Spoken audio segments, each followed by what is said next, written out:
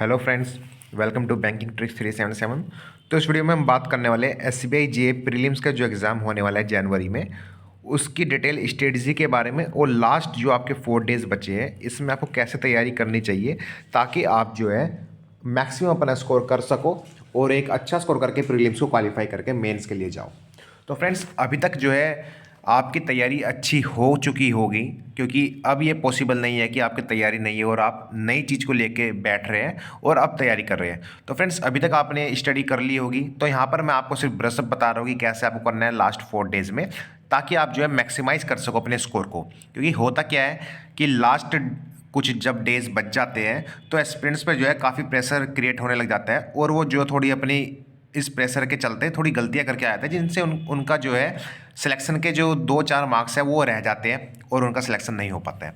तो इस वीडियो में मैं आपकी हेल्प करूंगा कि कैसे आप जो है लास्ट मिनट्स के जो ये प्रेशर रहता है इसको आप अवॉइड कर सकते हो और अच्छा स्कोर कर सकते हो।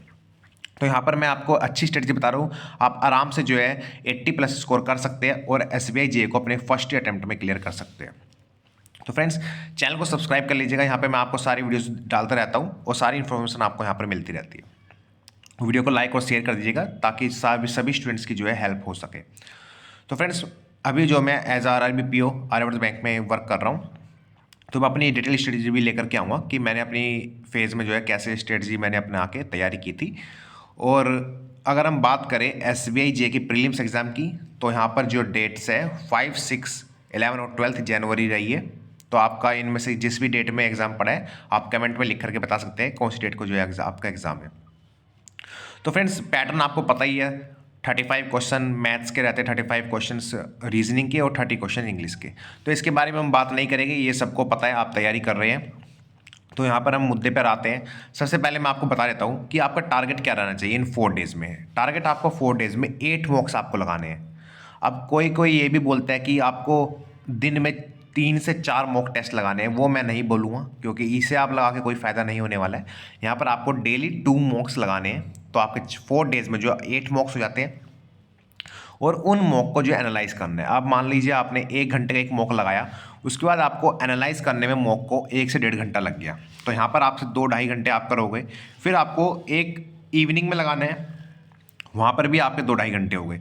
जो आपका बीच का टाइम रहता है, जो भी आपके फॉर्मूलेज वगैरह हो गए, या फिर जो भी आपको लग रहा है कि मैं इसको थोड़ा स्किप कर रहा हूँ, टॉपिक को मैं नहीं पकड़ पा रहा हूँ, तो वो आपको देख लेना है। लेकिन नया टॉपिक आपको नहीं उठाना है, आपको डेली 2 मॉक्स लगाने हैं। और यहाँ पर जो इन मॉक में कैसे आपको स्ट्रेटजी फॉलो करनी है वो हम अब डिस्कस करने वाले हैं, कि रीजनिंग में आपको पहले क्या करना है, मैथ्स में पहले क्या करना है, वो बिल्कुल अच्छे से मैं आपको बताऊंगा, ताकि आपका जो है बिल्कुल भी टाइम वेस्ट ना हो और आप एक अच्छा जो है स्कोर कर पाए। तो फ्रेंड्स, ये मैंने बता दिया, टारगेट आपका होना चाहिए 8 मॉक्स। जैसे मैं बताऊंगा वैसे आपको एक बार मॉक को लगा के देखना है। अगर आप पहले से 80+ स्कोर करें तो आपको कोई टेंशन लेने की जरूरत नहीं है, कोई भी आपको स्ट्रेटजी बदलने की जरूरत नहीं है। आप अपनी स्ट्रेटजी से आराम से जो है 80+ स्कोर ला सकते हैं। अगर जिनका स्कोर थोड़ा कम आ रहा है, 65, 60 के अराउंड आ जा रहा है, तो उनके लिए स्ट्रेटजी अच्छी हो सकती है। आप इसको एक बार फॉलो करके देखिए। अगर आपके 5 से 6 मार्क्स भी बढ़ जाते हैं तो एक अच्छी स्ट्रेटजी आपके लिए ये रहने वाली है। तो फ्रेंड्स, मैं जब तैयारी करता था मैंने भी इस स्ट्रेटजी को फॉलो की थी और मेरे डेफिनेटली मुझे 5 से 6 नंबर का जो जंप देखने को मिला था। तो यहाँ पर देखते हैं रीजनिंग। सबसे पहले रीजनिंग में मैं आपको बता देता हूँ, ये टॉपिक्स रहते हैं। जैसे रीजनिंग का सेक्शन खुलता है, आपको पजल्स पे नहीं टूटना है। सबसे पहले आपको करना क्या है, सिलोइज्म आपको कर लेने हैं, क्योंकि सिलोइज्म आपके ऐसे रहते हैं 4 से 5 क्वेश्चन आपको मिलते हैं, आप हार्डली उनको जो है 2 मिनट के अंदर कर सकते हैं, क्योंकि आपने प्रैक्टिस अच्छी कर ली होगी। काफ़ी स्टूडेंट्स ऐसे भी होते हैं जिनके 1 से 1.5 मिनट में जो है सारे सिलोजिज्म हो जाते हैं। और इनइक्वालिटीज आता है, तो यहाँ पर आपको पहले ये कर लेना है, फिर उसके बाद डायरेक्शन बेस्ड कर लेने हैं क्वेश्चन, फिर अल्फान्यूमेरिक सीरीज कर लेनी है। ठीक है, इतना करने के बाद आपको कुछ मिसलेनियस के जो क्वेश्चन रहते हैं, जैसे कोडिंग, डिकोडिंग, ब्लड रिलेशन, ये आपको अभी छोड़ देने हैं। ये 4 करने के बाद यहाँ पर आपके जो है 15 से 20 10 से 12 क्वेश्चन हो चुके होंगे हार्डली आपके 5 से 6 मिनट में। तो यहाँ पर एक आपका अच्छा कॉन्फिडेंस बूस्ट हो चुका होगा। इसके बाद आपको पजल्स उठानी है।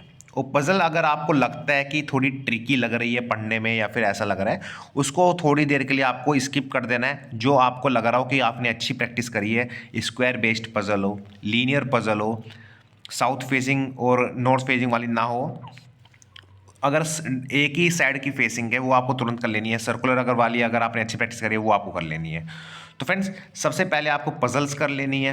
इनके करने के बाद पजल्स करने के बाद अगर आपको मान लीजिए 2 से 3 मिनट, 2-2.5 मिनट आपकी बचती है, उसमें क्या होता है, आप नई पजल नहीं बना सकते हैं क्योंकि इतनी जल्दी आप सोल्व नहीं कर पाएंगे। अगर आप बाई चांस आपने सोल्व कर भी ली तो आप जो है सारे क्वेश्चन उसके नहीं कर पाएंगे। इसलिए मैंने आपको बोला कि पजल आपको लास्ट में नहीं करनी है, क्योंकि होता क्या है, सबसे पहले स्टूडेंट जो होते हैं सारे के सारे क्वेश्चन कर लेते हैं पजल्स को छोड़ के, फिर लास्ट में जो उनकी 2-2.5 मिनट बच जाती है वो उनकी वेस्ट हो जाती है, क्योंकि उन 2-2.5 मिनट में प्रेशर क्रिएट रहता है और उसमें वो पजल को अटैम्प्ट नहीं कर पाते, जिससे उनके जो है अटैम्प्ट्स कम रहते हैं।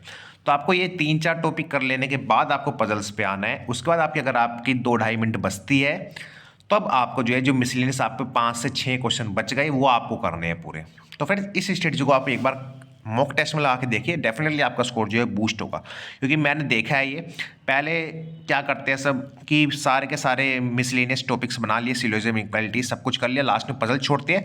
फिर उनकी पजल करते करते जैसे मान लीजिए 1-1.5 पजल बच गई, उसमें वो क्या करते हैं 2-2.5 मिनट उनकी रहती है, तो वो एक भी पजल नहीं बना पाते और उनका अटैम्प्ट जो है 24-25 के आसपास रह जाता है। तो मैंने आपको बताया पजल आपको जो है बीच में करनी है, लास्ट के 2-2.5 मिनट आपको जो मिसलेनियस को देने हैं। तो ये रीजनिंग की मेरी स्ट्रेटजी रहने वाली है और कोशिश करनी है आप रीजनिंग में 25+ क्वेश्चन यहाँ पर मॉक टेस्ट में बना करके चलो, तो एक अच्छा स्कोर रहेगा। तो इसके बाद हम बात कर लेते हैं क्वांटिटी एप्टीट्यूड की, जो कि बहुत अच्छा खासा वेटेज रखता है, 35 क्वेश्चंस के रहते हैं, तो एस्पिरेंट्स को इसमें भी काफ़ी प्रॉब्लम होती है। तो यहाँ पे मैं आपको बता देता हूँ, सबसे पहले आपको क्वेश्चन आते ही सिंप्लीफिकेशन अप्रोक्सीमेशन कर लेने हैं। Missing series, wrong number series जो भी आपके सेट में आती है वो कर लेती है। रॉन्ग नंबर सीरीज थोड़ी टफ सेट पड़ जाती है, मिसिंग सीरीज जिसके में आएगी थोड़ा इजी सेट वो रहती है, तो यहाँ पर आपको कर लेनी है। उसका क्वाड्रेटिक इक्वेशन कर लेनी है, फिर आपको डीआई करनी है। अरिथमेटिक लेके नहीं बैठना है, इन तीनों के करने के बाद आपको डीआई करनी है। डाटा इंटरप्रिटेशन जितने भी क्वेश्चन आपको होए वो आप कर लीजिए। और डाटा इंटरप्रिटेशन में एक ऐसा क्वेश्चन जरूर रहता है जो कि काफ़ी ट्रिकी रहता है और थोड़ा लेंदी भी रहता है, उनकी कैलकुलेशन काफ़ी ज़्यादा रहती है, तो वो आप देख सकते हैं। अगर ज़्यादा टाइम आपको लग रहा है आप स्किप कर सकते हैं। फिर उसके बाद आपको अरिथमेटिक पे जाना है। डाटा सफिशिएंसी कभी कभार आप पूछ भी लेता है, लेकिन ज़्यादातर ये मेन से पूछता है। अगर आता है तो आप इसको पहले कर सकते हैं, लास्ट में फिर अरिथमेटिक पे जाए। तो अरिथमेटिक आपको करनी है। उसके बाद अरिथमेटिक काफ़ी बच्चों की वीक रहती है, तो मैं उसमें आपको बताया तो ऊपर के 3-4 टॉपिक आपने करे होगा, क्योंकि मैंने पहले ही वीडियो बनाई थी, उसमें मैंने आपको बताया था कि ये कुछ टॉपिक आप कर लेना। टाइम एंड वर्क आपने करा होगा, इसके क्वेश्चन सबसे पहले कर लीजिए, बहुत आसान क्वेश्चन रहते हैं। ये एग्जाम आप देकर के आइए, मेंस के लिए मैं आपको बताऊंगा कि टाइम एंड वर्क को आपको कैसे करना है और कैसे टॉपिक को जो है आपको इसको हैंडल करना है। फिर टाइम स्पेंड डिस्टेंस से क्वेश्चन आते हैं, मिक्सर एजुकेशन से डेफिनेटली क्वेश्चन आता है, रेशियो प्रोपोर्शन से क्वेश्चन आते हैं, फिर आपको बोट एंड स्ट्रीम, प्रोबेबिलिटी और सिंपल इंटरेस्ट, कंपाउंड इंटरेस्ट, ये टॉपिक्स आप अभी स्किप कर सकते हो। यहाँ से जो है प्रोबेबिलिटी से कभी कभार क्वेश्चन आता है, वो थोड़ा ट्रिकी भी रहता है, तो ये 4 टॉपिक्स आप कर लीजिए। और एक एज रिलेटेड प्रॉब्लम डेफिनेटली इसमें एक क्वेश्चन आपको पूछा जाता है। तो फ्रेंड्स अरिथमेटिक का ये है, यहाँ पर आपको कोशिश करनी है जो भी आप मॉक टेस्ट दोगे इसमें एटलीस्ट आप क्वांट में 20+ क्वेश्चन आपको बनाने की कोशिश करनी है, ठीक है। फिर इसका हम बात करते हैं इंग्लिश सेक्शन की। तो इंग्लिश सेक्शन जो है एक इंपॉर्टेंट रोल प्ले करता है। यहाँ पर जो है आपको एक्यूरेसी को मेंटेन करके चलना है, एक्यूरेसी आपके डाउन नहीं होनी चाहिए, क्योंकि मैंने काफ़ी एस्पिरेंट ऐसे देखे हैं 30 आउट ऑफ 30 कर देते हैं, मार्क्स उनके जो है 7-8 आते हैं, जिससे उनका सिलेक्शन नहीं हो पाता है। आपको करना क्या है, एक्यूरेसी बिल्कुल अच्छे से लेकर के चलनी है, चाहे क्वेश्चन आप 20 के राउंड बनाएं, लेकिन आपकी एक्यूरेसी बिल्कुल एक्यूरेट होनी चाहिए। तो यहाँ पर आपको रीडिंग कॉम्प्रिहेंशन देखने को मिलता है, cloze test, error spotting, sentence arrangement, vocab और फिल इन द ब्लैंक्स। तो आपको रीडिंग कॉम्प्रिहेंशन स्टार्टिंग में नहीं करना है, क्योंकि यहाँ पर आप पहले रीडिंग कॉम्प्रिहेंशन करते हो, उसका 20 मिनट्स आपको मिलने हैं, तो आप क्या करते हो 10 मिनट्स से ऊपर जो रीडिंग कॉम्प्रिहेंशन में लगा देते हो, उससे आपका जो है आप बाकी के जो टॉपिक बच जाते हैं आप जल्दी जल्दी करने के चक्कर में वहाँ पे गलत कराते हो। सबसे पहले आपको जो है एरर स्पॉटिंग कर लेने हैं, फर्स्ट प्रायोरिटी आपकी ये होनी चाहिए। उसके बाद आपके क्लोज टेस्ट की होनी चाहिए, फिर आपका sentence arrangement, fill in the blanks, और लास्टली आपको अगर 6-7 मिनट ही बचते हैं आपको रीडिंग कॉम्प्रिहेंशन पर जाना चाहिए। और रीडिंग कॉम्प्रिहेंशन का मैंने आपको बताया है, रीडिंग कॉम्प्रिहेंशन के बारे में मैं आपको बता दूं, पहले आपको जो है सारे क्वेश्चंस पढ़ लेने हैं, ठीक है। क्वेश्चंस पढ़ने के बाद आपको एक अंदाज़ा मिल जाएगा कि क्या क्या जो है क्वेश्चंस पूछा गया है। उसके बाद आप कॉम्प्रिहेंशन को पढ़ेंगे, तो वहाँ पर क्या होगा कि आपने क्वेश्चन पढ़ लिया, आपके दिमाग में थोड़ा फिगर हो गई है कि ये क्वेश्चन ने पूछा है, तो वहाँ पे कोई वर्ड्स उससे मिलते जुलते आएगा, तो आप तुरंत उसको टैकल कर पाएंगे। तो ये एक बेस्ट स्ट्रेटजी होती है रीडिंग कॉम्प्रिहेंशन को सोल्व करने की। तो यहाँ पे आप कम समय में जो है ज़्यादा क्वेश्चन कर सकते हैं। तो ये मैंने स्ट्रेटजी बताई आपको इंग्लिश के लिए। तो इंग्लिश में आपको यही करना है, पहले क्वेश्चन करने हैं, फिर उसके बाद जो है आपको रीडिंग कॉम्प्रिहेंशन पढ़ना है, तो यहाँ पर आप जो है अच्छा स्कोर कर पाओगे। तो फ्रेंड्स ये आप एक बार मॉक टेस्ट में अप्लाई करके देखिए, आपके डेफिनेटली जो है 5 से 6 मार्क्स जो है इंक्रीज कर जाएंगे। और इंग्लिश में आपको कोशिश करनी है 20+ यहाँ पे आप करके आए। तो यहाँ पे अगर आप ओवरऑल अगर मॉक टेस्ट दे रहे हैं, अभी आप कोई भी मॉक टेस्ट दे सकते हैं, अड्डा 247 या फिर ओली बोर्ड टेस्ट बुक, कोई भी आप जो है प्लेटफॉर्म पर जा करके टेस्ट दे सकते हैं। नए टेस्ट लेने की जरूरत नहीं है, जो भी आपके पास पुराना सब्सक्रिप्शन पड़ा हुआ है उसी पे आप टेस्ट दीजिए, क्योंकि 4 डेज बचे हैं, डेली आपको 2 मॉक देने हैं। तो यहाँ पर आपको टारगेट लेके चलना है कि 65+ एटलीस्ट आपको लेके चलना है, क्योंकि फ्रेंड्स मैं बता दूँ इससे नीचे कट ऑफ तो जाएगी नहीं, चाहे पेपर सिंपल आए कैसा भी आए। 65+ आपको जो है सोच के चलना है कि इतना स्कोर आपको एटलीस्ट करना है, अगर आप जनरल कैटेगरी से है तो आप अपना मॉक टेस्ट का स्कोर कमेंट करके जरूर बताइएगा कि कितना आपका जो है मॉक आ रहा है, मॉक में मार्क्स आ रहे हैं, और मैं फाइनल स्ट्रेटजी भी इसके लिए लेके आऊँगा लास्ट डे में आपको क्या करना है। तो फ्रेंड्स अच्छे से आप एग्जाम दीजिए, बिल्कुल भी टेंशन लेने की जरूरत नहीं है। और हाँ, कोई भी नई चीज़ आपको अभी नहीं करनी है, सिर्फ मॉक टेस्ट देना है और उसको एनालाइज करना है। तो फ्रेंड्स इस वीडियो में इतना ही। Thank you friend, have a nice day.